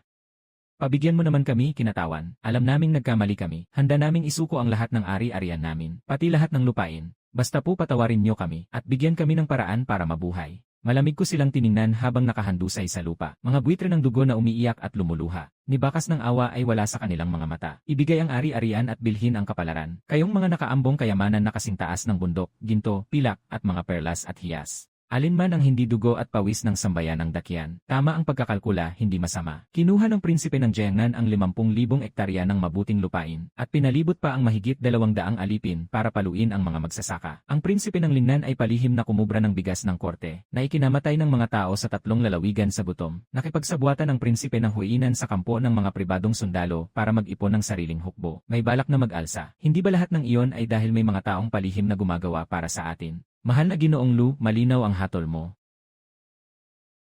Ilabas sila.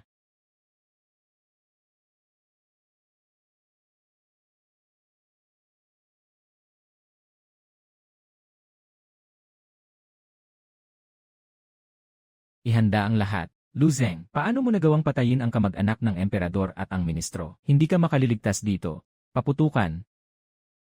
Ang ilang putok na ito, ganap na binali ang tanikala na nakadagan sa ulo ng sambayan ng dakyan. Ang 1000 taong tanikala ng feudal na pagkakadapos. Pansamantala, ang buong lugar ay natahimik ng husto. Kasunod noon ay sumabog ang palakpakan na nakabibingi. Wala nang mga ngahas na questionin ang pagpapatupad ng bagong patakaran sa buong kaharian. Ang mga dating puwersa ay winasak hanggang sa ugat sa pinakamadaling sabi. Sa mga sumunod na araw, naglabas ako ng utos na lubusang siya sa atin at kumpiskahin ang mga ari-arian ng palasyo at mga lupain ng ika-8 prinsipe. Ang mga nakumpiskang napakalaking halaga ng ginto, pilak, yaman, antigong palamuti at mga pinta ay nakapuno pala ng 800 karwahe. Ang mga langis at mamahaling kreme na iyon ay ipinadala lahat pabalik sa kabisera. Bawat sentimo ay inilaan sa pambansang infrastruktura at sa libreng edukasyon. Lahat ng hukbo makinig sa utos. Bumalik sa korte ang commander ng hukbo. Sinumpa ang ika-8 prinsipe. Ang balitang nalipol ang 200,000 rebeldeng sundalo ay kumalat sa kabisera na parang may pakpak. Sabi nga, noong araw na tinanggap ni Lao Li ang agarang ulat mula sa layong 800 li. Sa sobrang tuwa ay hindi na siya nagsuot ng sapatos at tumakbo ng nakapaa papunta sa templo ng kataas-taasang guro. Sa harap ng mga tapyas na pangalan ng mga ninuno, 3 beses siyang lumuhod at yumukod ng malakas. Umiiyak na parang batang 200 libra. Sinabi ng aking security team na ang 800 karwahe ng mga panakot at supply para sa digmaan. Nang makarating ng buong linya sa labas ng kabiserang lungsod sa layong 30 li, muntik na akong mapatalon sa gulat sa mga hanay ng tropa sa harap ko. Nakasuot si Lao Li ng marangyang dilaw na dragon robe, at siya mismo ang nanguna sa mga opisyal sibil at militar. Lumabas siya ng lungsod ng 30 li para salubungin ako. Kakababa ko lang sa kabayo. Ang mga dating Nasa korte ay itinuturo ako at inuukulan ng panlalait bilang taksil at traidor. Ang mga dating opisyal na tutol sa bagong patakaran. Sa sandaling iyon ay para akong nakakita ng buhay na ninuno. Sabay-sabay silang lumuhod at yumuko bilang paggalang. Nakayuko ng mababa ang mga ulo. Ni hindi sila makapaghinga ng malalim. Takot akong kung tutuusin ay padadapain ko rin sila sa isang putok. Si Lu Aiking ang haligi ng langit ng imperyong Dakian. Dahil sa tagumpay kong ito, nagtibay na ng husto ang kapangyarihan ng imperyo. Hindi na kailangang tingnan ni Lao Li ang mga mukha ng mga pamilyang maharlika. At ako ay naging walang pagtutol na prinsipe ng walang kapantay na karangalan ng Dakian. Ikinagagalak ng iyong lingkod na hindi napahiya. Hahaha, Lu Aiking, halika. Sumama ka sa aming sasakyang dragon. Pumasok sa lungsod ng masaya at maringal. Kamahalan, hindi yata ayon sa kautusan at tuntunin yan. Bahala siya sa sarili niyang tuntunin. Mula ngayon, ikaw, Lu Zeng, ang siyang batas. Nakaupo ako sa mataas na sasakyang dragon. Habang pinagmamasdan ang dahan-dahang pagpasok ng gulong sa tarangkahan ng makapangyarihang kabiserang lungsod. At ang mga matang magalang na nakatingin sa magkabilang panig. Matagal akong nakahinga ng maluwag sa puso ko. Alam kong malapit ko nang matapos ang aking misyon. Kumalabog ang oras at panahon. Ang mga taon ay parang hinabing tela. 3 taon na panahon. Sa mahabang ilog ng kasaysayan ay isang kisap mata lamang. Ngunit para sa Dakian, ito ay 3 taong yumanig sa langit at lupa. Sa ilalim ng ganap na pagtutulak ng modelo ng pinyang, sinimulan ng Dakian ang isang matinding bugso ng industrialisasyon. Malapad at maayos na kalsadang semento, parang sapot ng gagamba na sumakop sa mga pangunahing daan sa buong bansa. Noong nakaraang buwan lang, ang unang tren mula sa pabrika ng hukbong sandatahan ng lalawigan ng Pinyang, ang sariling dinisenyong lokomotibong pinapagana ng singaw, sariles mula sa kabiserang lungsod papuntang lalawigan ng Pinyang, ay unang umalinganggaw sa huni ng 7, nang ang bakal na halimaw na nagbubuga ng puting usok, ay dumaan na parang kidlat, nayanig ang buong Dakian. At sa hanggahan, ang dating hindi matatalo, mga kabayo ng mga Xiongnu na taon-taon ay dumarating para mang-abala sa panahon ng anihan. Ngayon ay naging mga maamong tupa na talaga. Mula nang ikabit ko ang pinakabagong uri ng kanyon sa pader ng kuta. At isang putok lang ay napabagsak ang isang maliit na burol. Ang mga Xiongnu ay sunod-sunod nang sumulat ng mga liham ng pagsuko. Ngayon ay hindi na lang sila nagtatangkang tumawid kahit isang hakbang sa lampas ng lawa ng kidlat. Taon-taon pa silang maayos na pumipila para magdala sa kabiserang lungsod ng pinakamalalaking baka at tupa mula sa isang bansang lugmok sa kahirapan at kahinaan. Ang Dakian, na noon ay maaaring gumuho anumang oras, ang dinastyang feudal, ay biglang lumundag patungo sa pagiging ganap na pinagpipitagang Panginoon sa silangan na may maagang sistemang industrial. Ngayon ang ingranding seremonya ng pagdiriwang ng pagdating ng mga kahariang bayan. Sa bulwagang Jinluan, may gintong buhok at bughaw na mga mata. Ang mga sugo mula sa iba't ibang lupain na nakasuot ng kakaiba at makukulay na kasuotan, habang nakatitig sa salaming bintanang kristal ng Dakian. Sa eksaktong oras na makinang na relo, at sa mga baril na otomatikong nagpapaputok na kumikislap sa malamig na liwanag sa kamay ng hukbong imperial. Lahat sila ay nabiglang hindi makapagsalita, yumukod at magbigay galang. Makalangit na nawa, nakaupo si Lao Li sa trono ng dragon. Puno ng pulang liwanag ang kanyang mukha. Tinitigan niya ang mga sugo ng mga kahariang bayan na nakayuko sa ibaba. At sa pagtanaw sa marangyang panahong ito na puno ng kagila-gilalas na tabumpay, unti-unting namula ang kanyang mga mata. Alam niya kung sino ang lumikha ng lahat ng ito. Lahat ay napigil ang paghinga. Kahit ang mga sugo na iyon na walang naintindihan sa wika ng Dakian, ay naramdaman din mula sa seryosong mukha ng mga opisyal ng Dakian sa paligid, na ang mangyayari sa susunod ay tiyak na hindi maliit na usapin, dahil sa labis na damdamin ay bahagyang nanginig. Ang kanyang mga kamay, sa ngalan ng langit at sa bisa ng atas ng emperador, ipinapatawag si Lu Zeng, tagapamahala ng lalawigan ng Pinyang, isang bihirang henyo sa buong mundo, na pinanday ng lipunan upang maging sandigan ng bayan, gamit ang mga kagamitang makadiyos upang pahupain ang kaguluhan, at sa pamamagitan ng tamang puso ay patatagin ang sanlibutan. Iligtas ang Dakian mula sa tubig at apoy, at saluhin ang nagwawasak na bagyo bago tuluyang bumagsak. Mula ngayon, ang 4 na dagat ay mananatiling payapa. Ang mga kahariang bayan ay darating upang magbigay galang. Ang lahat ay nakasalalay sa pambihirang ambag ni Kagalang-galang Lu. Ngayon, itinataas ko si Lu Zeng bilang prinsipeng kapantay ng hari. At iginagawad ang parangal na siyam na biyaya. Kapag humarap siya sa hari, hindi siya magbibigay galang. At sa pagpasok niya sa korte, hindi siya kailangang lumuhod. Makakalakad siyang may espada sa bulwagan. Utos, ipinapakasal ko ang pinakamamahal kong prinsesa Changping sa prinsipeng kapantay ng hari. Mula ngayon, ang mga lupaing Dakian ay hatiin ko sa kalahati sa Prinsipe Lu.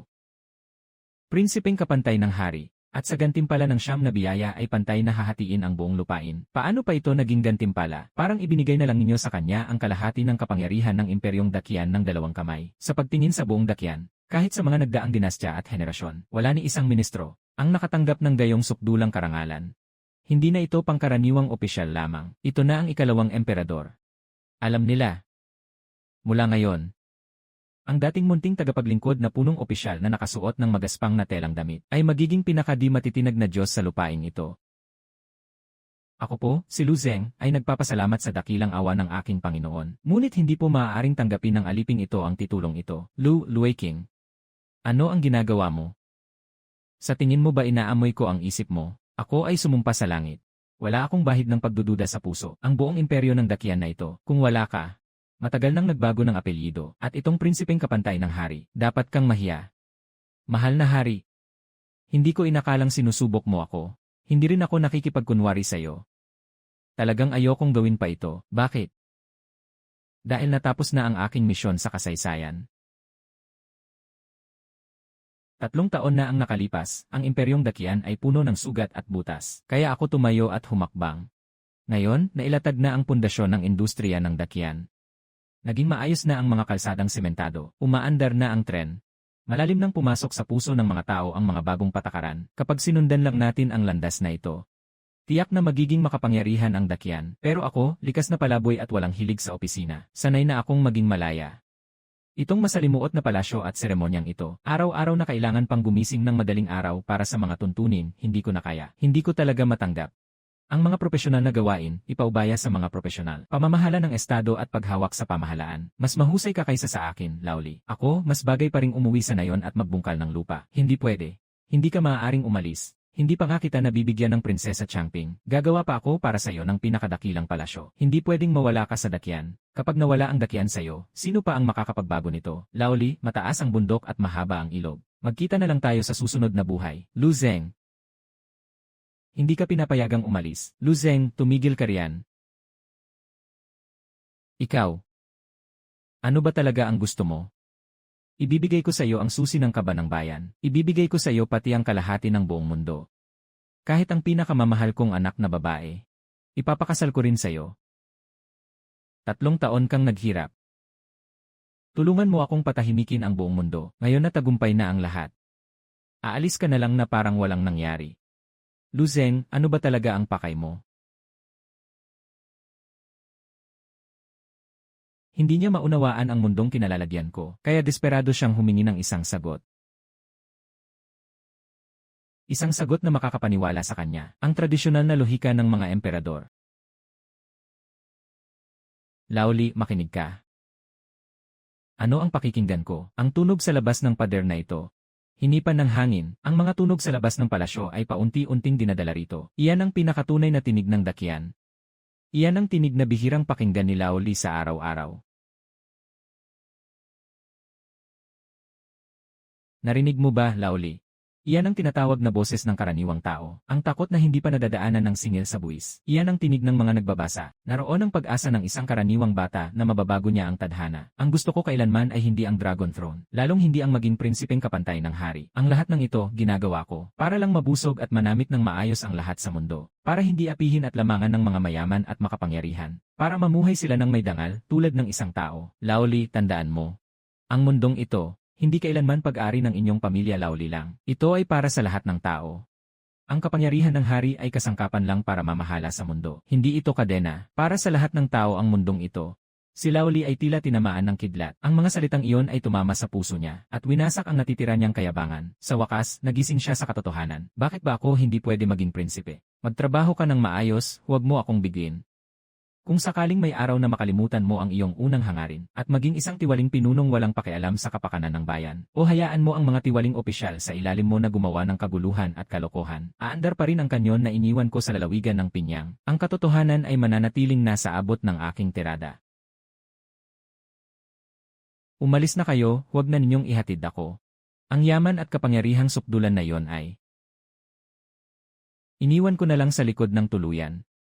Kasabay ng mahabang himig ng mga tren, mabagal na umandar palabas ng estasyon ang makinang tren. Sa malinaw na bintana ng sasakyan, huli kong tiningnan ang imperial na kabiserang ito. Mga kasama, totoo na ba talagang uwi na tayo? Inihanda na sa inyo ng kanyang kamahalan maging ang prinsipe na kapantay ng hari. Sa ganoon na lang ba talaga ninyo kami bibitiwan? Sa buong hukuman, tantya ko wala nang nakabalik pagaling sa langit. Mas lalo pang lumaki ang pagiging opisyal, kaysa sa sariling kumita ng malinaw at diretsyo. Masyadong malayo, hindi ko makita ang ekspresyon sa mukha niya. Pero dama ko, na sumusunod pa rin ang tingin niya sa tren na ito. Nakita ko ang mataas na dakilang anak ng langit, na yumuko ng malalim sa direksyon ng tren.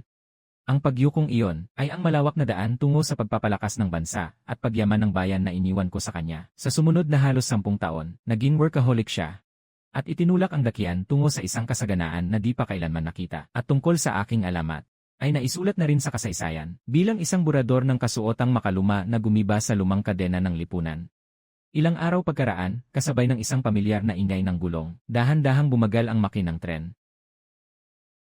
Muli akong nakabalik sa lugar na nagsimula ng aking panaginip. Lalawigan ng Pinyang, bitbit ang simpleng gamit ko. Tinalikuran ko ang lahat ng paghatid. At dumaan sa ilang pamilyar na eskinita. Pabalik sa munting bakuran na unang tinirhan ko.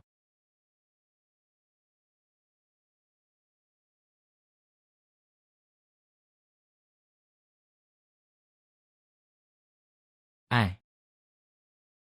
Ang ganda.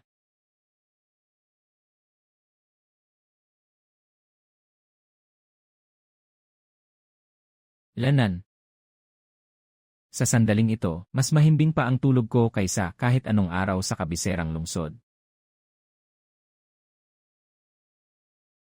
Luzeng, ang kalokohan mong paraan ng pagpapahinga, iba rin. Bakit parang pilipit at baluktot? Ang akin. Sinusubukan ko lang ang bagong paraan ng pagitan ng taniman. Hindi mo ba alam kung ano ang tawag sa agham? Sa oras na yon, nakapaalang ako. At nakatapak sa putik na malamig pero punong-puno ng sigla. Kasama ko ang mga tao sa pagsasaksak ng pananim sa palayan. Nararamdaman ang buto ng buhay at ang kapunuan na dinidiin ng lupa sa palad.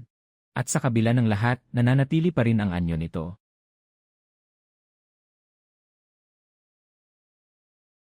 May kagyat na sulat mula sa kabiserang dinala para kay Ginoong Lu. Yene, huwag mo nang hulaan.